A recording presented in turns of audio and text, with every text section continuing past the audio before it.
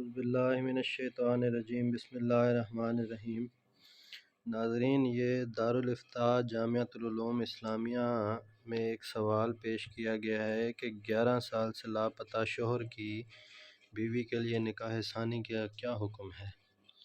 تو یہ ایک عورت نے سوال کیا ہے کہ کیا فرماتے ہیں مفتیان کرام کہ میرے شوہر 11 سال سے لاپتہ ہیں، میرے 2 بیٹے ہیں اور میں اب شادی کرنا چاہتی ہوں۔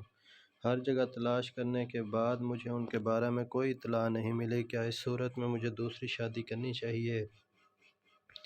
تو اس کے جواب میں وہ یہ فتویٰ دیتے ہیں کہ صورت مسئولہ میں اگر واقعہ سائلہ کا بیان درست ہے کہ اس کا شوہر 11 سال سے لاپتہ ہے، اس کے زندہ یا مردہ ہونے کی کوئی خبر نہیں، تو ایسی صورت میں اپنے شوہر کے نکاح سے آزاد ہونے اور نکاح کو ختم کرنے کا شرعی طریقہ یہ ہے کہ سائلہ کسی مسلمان جج کی عدالت میں شوہر کے مفقود الخبر ہونے کی بنیاد پر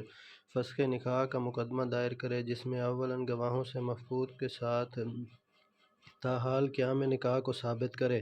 نیز نکاح کے اصلی شواہد ضروری نہیں بلکہ شہادت بالتسامہ کافی ہے،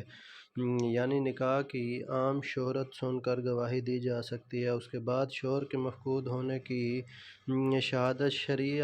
شرعیہ پیش کرے۔ بعد ازاں عدالت اپنے طور پر شوہر کی تلاش کے لیے تحقیق کرے، جہاں تک ممکن ہو تلاش کیا جائے۔ جس جگہ اس کی موجودگی کا ظن غالب ہو وہاں آدمی بھیجے، اور جہاں احتمال ہو خط وغیرہ سے تحقیق کرے، اخبارات وغیرہ میں اشتہار کے ذریعہ سے اس کی تلاش کی کوشش کی جائے، اور حاکم وقت یا عدالت شوہر کی تلاش سے عاجز آ جائے تو بیوی کے لیے 4 سال کی یا کم از کم 1 ماہ کے انتظار کی مدت کرے، اور وقت معین گزرنے پر بھی شوہر نہ آئے اور نہ ہی اس کے بارے میں کوئی خبر آئے تو عدالت فسخ نکاح کا فیصلہ کر دے۔ عدالت کے فیصلے کے بعد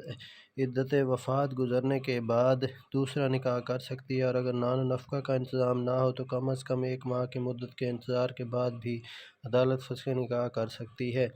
اور اگر دوسری شادی کے بعد پہلا شوہر لوٹ آئے تو مذکورہ خاتون کا نکاح اس کے ساتھ اس کے پہلے شوہر سے بدستور قائم رہے گا، دوسرے شوہر کے ساتھ اس کا نکاح خود بخود باطل ہو جائے گا، اس لیے دوسرے شوہر سے فوراً علیحدگی لازمی ہوگی۔ اور اگر اس خاتون کے دوسرے نکاح کی رخصتی بھی ہو گئی ہو تو پہلے شوہر کو اس کے ساتھ صحبت کرنا اس وقت تک جائز نہیں ہوگا جب تک وہ دوسرے شوہر کی عدت پوری نہ کر لے۔ اللہم صلی علی محمد۔